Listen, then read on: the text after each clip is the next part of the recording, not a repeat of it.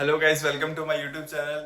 सो आज अपन respiratory system की बहुत ही इंपॉर्टेंट दो टॉपिक जिसके अंदर आते हैं एआरएफ और एआरडीएस, इनकी बात करने वाले हैं। क्वेश्चंस आता है, एआरडीएस काफी इंपॉर्टेंट है, वो आईडीएस जो एआरएफ की फॉर्म है, क्वेश्चंस बहुत आता है इसके साथ। तो चलिए टाइम वेस्ट नहीं करते हैं, शुरू करते हैं। Hello guys, welcome to my YouTube channel. सबसे आप पहले चैनल को सब्सक्राइब करें, उसके बाद राइट साइड में बेल आइकन को क्लिक करें ताकि आने वाली वीडियो की अपडेट्स मिले आपको सबसे पहले। YouTube channel. सो आज अपन पढ़ेंगे रेस्पिरेटरी सिस्टम का एक इम्पॉर्टेंट टॉपिक एआरडीएस। तो एआरडीएस का पहले देख लेते हैं इंट्रोडक्शन। एआरडीएस मतलब अक्यूट रेस्पिरेटरी डिस्ट्रेस सिंड्रोम। तो इंट्रोडक्शन के अंदर जो होता है एआरडीएस जो होता है वो कॉम्प्लिकेशन होता है, बहुत सारी रेस्पिरेटरी जो प्रॉब्लम्स होती हैं उनका कॉम्प्लिकेशंस क्या होता है एआरडीएस। जैसे कि इसको एक तरह का क्या होता है, ये फॉर्म होता है किसका, एक्यूट रेस्पिरेटरी फेलियर। एआरएफ का जो फॉर्म होता है क्या, एआरडीएस। और एक्चुअल में क्या है, ये कोई डिजीज नहीं है, कॉम्प्लिकेशंस है, ग्रुप ऑफ डिजीज होती है वो कॉम्प्लिकेट कर जाती है, तब क्या रिजल्ट होता है, एआरडीएस होता है। तो एआरएफ एक्यूट रेस्पिरेटरी फेलियर, या फिर ये क्या होता है, कॉम्प्लिकेशंस कैसे कैसे अराइज हो सकती है, कब, जब क्या हो जाए, डिफ्यूज लंग इंजरी हो जाए। क्या हो जाए, डिफ्यूज लंग इंजरी है। डिफ्यूज लंग इंजरी का मतलब होता है बहुत सारी रेस्पिरेटरी प्रॉब्लम्स जो लास्ट में क्या कर दे, लंग की जो पेरेन्काइमा है वहां पे फाइब्रोसिस या स्कारिंग कर दे, तब क्या होता है, उसको क्या बोलते हैं, डिफ्यूज लंग इंजरी या डिफ्यूज लंग डिजीज। तो वो क्या करती है, एंड में क्या होता है, साथ में एक्स्ट्रा वेस्कुलर लंग फ्लूइड, जो एक्स्ट्रा वेस्कुलर स्पेसेस होते हैं लंग्स के, वहां पे क्या फ्लूइड का एक्यूमुलेशन हो जाता है और डिजीज क्या राइज हो जाती है, कॉम्प्लिकेशन क्या राइज हो जाती है, ARDS, acute respiratory distress syndrome. Next बात करते हैं major site of injury. ARDS के अंदर मेजर साइट ऑफ इंजरी कहाँ पे होती है, एल्वियोलर की कैपिलरी मेम्ब्रेन, जो एल्वियोलर सैक होते हैं वहां पे जो कैपिलरीज होती हैं उनकी मेम्ब्रेन के ऊपर जो प्रॉब्लम है वो है साइट ऑफ इंजरी किसकी, एआरडीएस की। नेक्स्ट बात करते हैं इंटरस्टिशियल एडिमा। इंटरस्टिशियल एडिमा का मतलब इंटरस्टिशियल स्पेस या इंटरस्टिशियल जो कनेक्टिव टिश्यूज होते हैं, एल्वियोलर मेम्ब्रेन जो होती है उसको सपोर्ट करते, वहां पे अगर एडिमा हो जाता है तो क्या बोलते हैं, इंटरस्टिशियल एडिमा।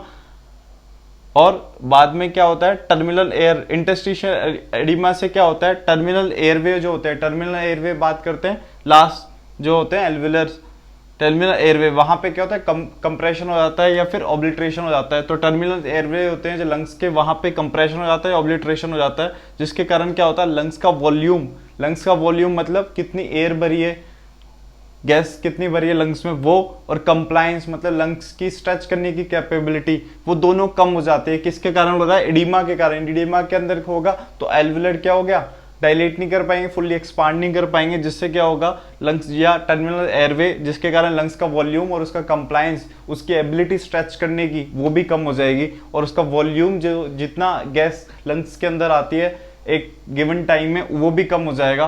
तो ये किस में हो रहा है, एआरडीएस के अंदर। नेक्स्ट बात करते हैं, अगर हाई परसेंटेज और ऑक्सीजन भी देते हैं तो पेशेंट के अंदर रेस्पिरेटरी एसिडोसिस और हाइपोक्सीमिया वो ठीक नहीं होता, रेस्पॉन्ड नहीं करता। ये बहुत इंपॉर्टेंट है, क्लासिकल साइंस है ये भी देखने को, कि हाई परसेंटेज ऑक्सीजन दे रहे हैं अपन तब भी रेस्पिरेटरी एसिडोसिस और हाइपोक्सीमिया रिजॉल्व नहीं हो रहा, किसके अंदर, एआरडीएस के अंदर। तो ये आपको देखने को मिलता है। नेक्स्ट बात करते हैं अपन कि कौन कौन से कॉजेज हो सकते हैं। कॉजेज हो सकते हैं, सेप्सिस हो सकता है, इन्फेक्शन होता है, फ्लूइड ओवरलोड हो सकता है, फ्लूइड अक्यूमुलेशन अगर हो गया हो, टॉक्सिक सब्सटेंस जो आपने इनहेल कर लिए हो, शॉक हो सकता है पेशेंट में, ट्रॉमा देखने को मिल सकता है, बर्न्स जो पेशेंट्स है उनके अंदर हो सकता है, डीआईएस बहुत इंपॉर्टेंट है, disseminated intravascular coagulopathy, DIC disseminated intravascular coagulopathy अगर हो जाती है उसके अंदर भी एआरडीएस आपको देखने को मिलता है। ड्रग आपने इंजेक्शन कर लिया किसी ड्रग का, या फिर एस्पिरेशन, ये बहुत इंपॉर्टेंट है, एस्पिरेशन के अंदर मेनली क्या एआरडीएस देखने को मिलता है, और फ्लूइड ओवरलोड में भी मेनली क्या होता है, एआरडीएस देखने को मिलता है। अब बात करते हैं एक्सरे के अंदर आपको क्या देखने को मिलता है। एक्सरे के अंदर देखने को मिलते हैं आपके bilateral interstitial and alveolar infiltrate. Bilateral मतलब दोनों तरफ, interstitial and alveolar infiltrate. Infiltrate क्या होता है, वही फ्लूइड एक्यूमुलेशन होता है, कहाँ पे, इंटरस्टिशियल जो क्या है, कनेक्टिव टिश्यूज है जो सपोर्ट कर रहे हैं एल्वुलाई को, वहां पे। तो वहां पे क्या देखने को मिलता है आपको, इन्फिल्ट्रेट मिलता है, मतलब फ्लूइड एक्यूमुलेट हुआ है, जिसके कारण क्या हुआ, एल्वुलाई जो होते हैं वो एक्सपांड नहीं कर पाते। होता क्या है, जब अपन एयर एंट्री करते हैं तो कहाँ जाती है, एल्वुलाई में जाती है, फिर जाती है ब्लड के अंदर जाती है ऑक्सीजन, फिर कार्बन डाइऑक्साइड कैसे आती है, ब्लड से एल्वुलाई में, फिर बाहर एक्सेल करते हैं। तो ये हो नॉर्मल। अगर एल्वुलाई एक्सपांड नहीं कर पाएगा, एल्वुलाई फ्लूइड एक्यूमुलेट हो गया और एक्सपांड नहीं कर पाएगा, तो एक की आपकी ऑक्सीजन एंट्री प्रॉब्लम हो गई और एक CO2 जो आ रही थी ब्लड से एल्वुलाई में वो भी प्रॉब्लम होगी, दोनों की प्रॉब्लम होगी, गैसेस एक्सचेंज में प्रॉब्लम होगी। किसके अंदर? अगर इन्फिल्ट्रेट होता है तो अगर एक्सरे में देखेंगे तो बाइलेटरल आपको इंटरस्टिशियल एंड एल्वुलर इन्फ्लेट देखने को मिलता है। क्या मोस्ट कॉमन साइट किसकी है? साइट ऑफ इंजरी क्या है? एल्वुलर कैपिलरी मेम्ब्रेन, तो आपको सेम देखने को मिलेगा। उसके बाद इंटरस्टिशियल एडिमा कब देखने को मिलेगा एक्सरे के अंदर? जब मोर देन 30% जो इंटरस्टिशियल फ्लूइड है अगर 30% से ज्यादा हो जाए तब आपको जो है इंटरस्टिशियल एडिमा देखने को मिलेगा। तो ये होगी एक्सरे की फाइंडिंग, ये हो गया इंट्रोडक्शन और कॉजेज की अपन ने बात कर ली। अब बात करते हैं असेसमेंट और इंटरवेंशन किसका? ARDS का। सो गाइस अब देख लेते हैं ARDS का असेसमेंट कैसे असेस करेंगे कि बताएंगे कि ये ARDS ही है। उसके अंदर क्या होता है? अर्लीस्ट साइन जो ARDS के अगर पूछता है एग्जामिनर पूछता है कि अर्लीस्ट साइन क्या होता है, तो अर्लीस्ट साइन क्या होता है? टेकिपनिया। इसका मतलब रेस्पिरेटरी रेट बढ़ जाना। जहां जहां हाइपोक्सिया आपको देखने को मिले, ऑक्सीजन सैचुरेशन कम देखने को मिले, वहां पे क्या होगी? रेस्पिरेटरी रेट बढ़ जाएगी। क्यों? उसको कंप्लीट करने के लिए, कंपनसेट करने के लिए। तो क्या होगा? रेस्पिरेटरी रेट बढ़ी हुई दिखेगी, टेकिपनिया दिखेगा, साथ में क्या हो? शॉर्टनेस ऑफ ब्रीथ या डिफिकल्टी इन ब्रीदिंग, क्या डिज्निया देखने को मिलेगा पेशेंट में, डिफिकल्टी हो रही है। ऑब्वियसली क्या हो रहा है? एक्युमुलेशन हो रहा है, इन्फिल्ट्रेशन हो रहा है। और इसके अंदर जहां जहां फ्लूइड एक्युमुलेशन हो, वहां पे आपको ब्रीथ साउंड जो होती है कम देखने को मिलती है। किसी भी डिजीज के अंदर हो, अगर फ्लूइड एक्युमुलेशन देखने को मिल रहा है लंग्स के अंदर, रेस्पिरेटरी सिस्टम में, तो आपको ब्रीदिंग साउंड जो है वो आपको कम देखने को मिलेगी। नेक्स्ट बात करते हैं हाइपोक्सीमिया। ऐसा हाइपोक्सीमिया बहुत इंपॉर्टेंट, मैंने बताया था आपको अभी भी इंट्रोडक्शन में कि ऐसा हाइपोक्सीमिया होता है या ऐसा रेस्पिरेटरी एसिडोसिस होता है जो किससे रिजॉल्व नहीं होता, हाई परसेंटेज ऑक्सीजन देने के बाद भी रिजॉल्व नहीं होता। तो वो किस में देखने को मिलता है? ARDS में। बहुत इंपॉर्टेंट है। नेक्स्ट बात करते हैं, इसके अंदर क्या होता है? पल्मोनरी इन्फिल्ट्रेट्स देखने को मिलते हैं। पल्मोनरी इन्फिल्ट्रेट देखने को मिलते हैं, सेम मैंने बताया, इन्फिल्ट्रेशन हो जाता है इंटरस्टिशियल स्पेसेस जो होते हैं। और क्या होता है? लंग के जो कंप्लाइंस होते हैं, लंग्स का कंप्लाइंस का मतलब क्या होता है? लंग्स की एबिलिटी एक्सपांड करने की या स्ट्रेच करने की अगर नहीं हो रही तो इसका मतलब लंग्स के कंप्लाइंस अच्छे नहीं है, तो इसको बोलते हैं लंग्स के कंप्लाइंस कम हो जाते हैं। और इन्फिल्ट्रेशन जो होता है, पल्मोनरी इन्फिल्ट्रेट क्या बढ़ जाता है।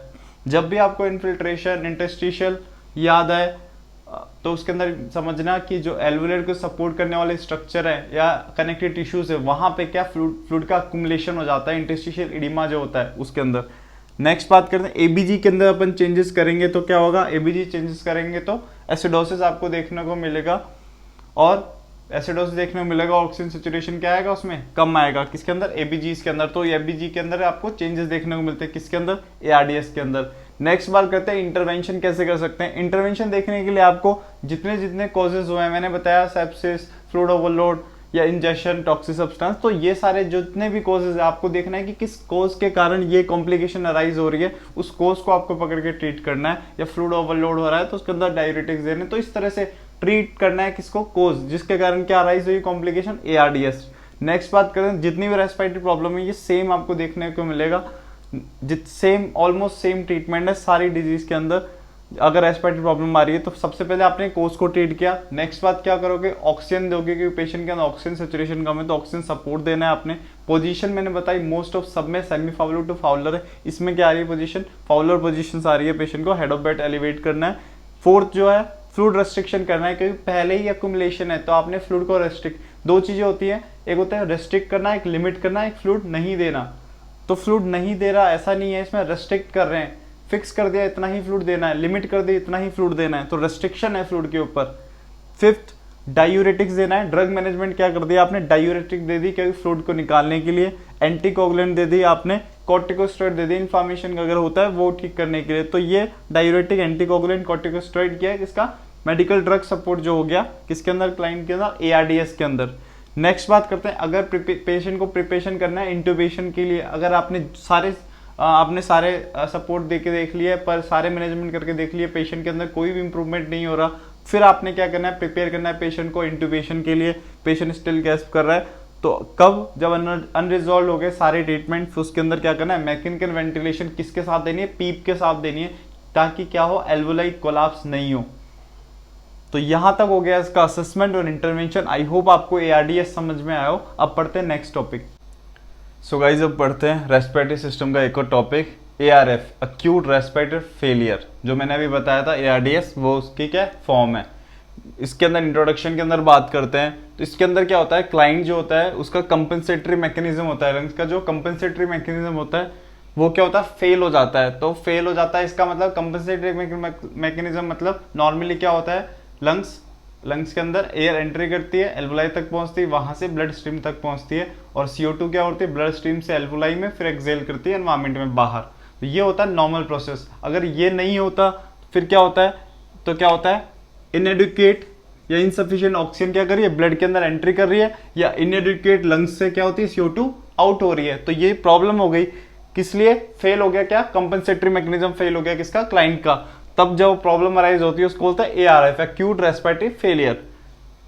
नेक्स्ट में देखते हैं कोजेस, कौन कौन से कोजेस हो सकते हैं। तो ये अगर मैकेनिकल एब्नॉर्मलिटीज हो रही है, मैकेनिकल एब्नॉर्मलिटीज के अंदर क्या, लंग्स और चेस्ट वॉल के अंदर अगर प्रॉब्लम अराइज हो रही है, मैकेनिकल एब्नॉर्मलिटीज हो रही है कहाँ, लंग्स में या फिर चेस्ट वॉल के अंदर, तब क्यों हो सकती है, कोई कंट्रोल सेंटर है ब्रेन का, वहां पे कोई डिफेक्ट हो गया हो, या रेस्पिरेटरी जो मसल्स है, रेस्पिरेटरी मसल्स है उनका फंक्शन कम हो गया हो, रेस्पिरेटरी मसल का फंक्शन कम हो जाएगा, उसका कंप्लायंस खराब हो जाएगा। तो इस तरह के इधर कंप्लायंस और वॉल्यूम के अंदर प्रॉब्लम आएगी। तो ये अगर प्रॉब्लम आ रही है तो क्या अराइज हो सकती है, कंडीशन ARF अराइज हो सकती है। नेक्स्ट बात करते हैं एक्चुअल में होता क्या है, इसमें ऑक्सीजन एल्वोलाई तक तो पहुंचती है, मतलब पहुंचने में कोई प्रॉब्लम नहीं है, रीच के अंदर प्रॉब्लम नहीं है, प्रॉब्लम है वहां से अगर एब्जॉर्ब हो रही है नहीं हो रही उसके अंदर प्रॉब्लम है। तो वहां से एब्जॉर्ब के अंदर क्या है, प्रॉब्लम आती है, इसीलिए क्या ऑक्सीजन एल्वोलाई तक पहुंच तो जाती है पर एब्जॉर्प्शन नहीं होता, इसलिए प्रॉब्लम ARF अराइज होती है। नेक्स्ट बात करते हैं, अगर ABG अपन करवाते हैं ऐसे पेशेंट्स का तो वहां पे आपको क्या देखने को मिलेगा, पार्शियल प्रेशर जो ऑक्सीजन का होता है अपन मानते हैं 80 to 100, तो इसके अंदर क्या होगा 60 से बिलो मिलेगा आपको, और आर्टेरियल ऑक्सीजन जो सेचुरेशन होता है वो आपको मिलेगा 90 से कम मिलेगा ऑक्सीजन सेचुरेशन आर्टेरियल।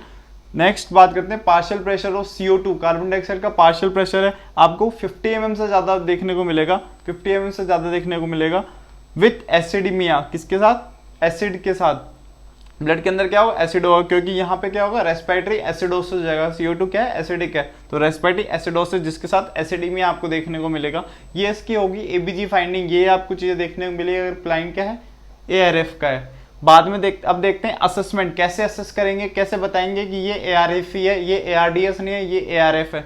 तो देखने के लिए आपने इस पेशेंट के अंदर क्या मिलेगा, आपको डिज्निया देखने को मिलेगा, डिज्निया जो डिफिकल्टी इन ब्रीदिंग, उसके साथ में क्या होगा, जब भी मैंने बताया ऑक्सीजन कम होती है तो हार्ट रेट ज़्यादा हो जाती है, रेस्पिरेटरी रेट ज़्यादा हो जाती है, तो इसके अंदर डिज्निया देखने को मिलेगा इंक्रीज हार्ट रेट के साथ, और एक पेशेंट को देखने को मिलेगा हाइपरटेंशन, BP क्या होगा इसमें बढ़ा हुआ आएगा। नेक्स्ट डिफिकल्टी इन ब्रीदिंग होगी, ऑक्सीजन सेचुरेशन कम है, ब्रेन का क्या है, सेरिब्रल परफ्यूजन कम हो जाएगा, तो पेशेंट के अंदर देखने को मिलेगा हेडेक देखने को मिलेगा, पेशेंट क्या हो, रेस्टलेसनेस, जब भी अगर ऑक्सीजन सेचुरेशन कम होती है तो पेशेंट के अंदर रेस्टलेसनेस प्रॉब्लम अराइज होती है, सारे रेस्पिरेटरी जो प्रॉब्लम्स है उनके अंदर रेस्टलेसनेस अगर होगी, ऑक्सीजन सेचुरेशन कम है, सेरिब्रल परफ्यूजन कम है, तो क्या पेशेंट को होगा, क्या होगा, कंफ्यूजन, पेशेंट को क्या देखने को मिलेगा, आपको कंफ्यूजन देखने को मिलेगा, कंफ्यूजन के चलते जो कॉन्शियस लेवल है वो कम हो जाएगा, तो इसलिए क्या बोलते हैं, डिक्रीज क्या होता है, कॉन्शियसनेस, तो लॉस ऑफ कॉन्शियसनेस आपको देखने को मिलता है। सेकंड बात करते हैं अल्ट्रेशन देखने को मिलेगा, दो चीजें अल्ट्रेशन, एक रेस्पिरेटरी और ब्रीथ साउंड के अंदर मैंने बताया अगर एक्यूमुलेशन फ्लूइड्स का हो रहा है तो वहां पे क्या हो, ब्रीथ साउंड कम होगा, तो अल्ट्रेशन किसको देखने को मिल रहा है आपका, respiratory as well as breath sound, दोनों के अंदर अल्ट्रेशन देखने को मिलेगा, चेंजेस देखने को मिलेंगे।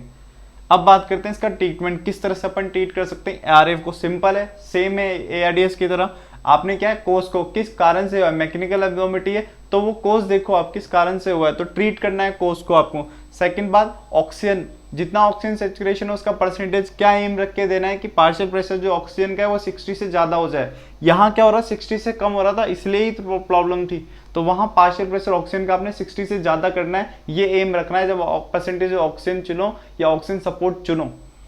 थर्ड बात करते हैं पोजीशन, मैंने बताया Fowler head of bed elevate करके रखना है, सारी रेस्पिरेटरी प्रॉब्लम इसके अंदर भी पोजीशन जो देनी है फाउलर देनी है, ARDS के अंदर भी फाउलर पोजीशन देनी है। फोर्थ, जितनी भी प्रॉब्लम हो रेस्पिरेटरी प्रॉब्लम उसके अंदर डीप ब्रीदिंग एंड कफिंग, तो इसके अंदर क्या होता है, रेस्पिरेटरी प्रॉब्लम जो होती है जैसे निमोनिया वगैरह उन प्रॉब्लम को क्या करती है, कॉम्प्लिकेशंस को बचाती है, तो फोर्थ जो है इसमें डीप ब्रीदिंग जो देनी है पेशेंट को किसके अंदर, ARF के अंदर, ताकि क्या ऑक्सीजन सेचुरेशन बढ़ जाए पेशेंट का। फिफ्थ, प्रिपेयर करना है मैकेनिकल वेंटिलेशन, सेम बात, अगर जितनी भी कॉम्प्लिकेशंस है आपको अगर सपोर्ट नहीं कर पा रहे, मैनेज नहीं कर पा रहे, तो इन द एंड क्या आपने मैकेनिकल वेंटिलेशन पेशेंट को देना है, ताकि आप क्या पॉजिटिव प्रेशर से जितनी भी प्रॉब्लम्स है उसको कर पाओ ठीक।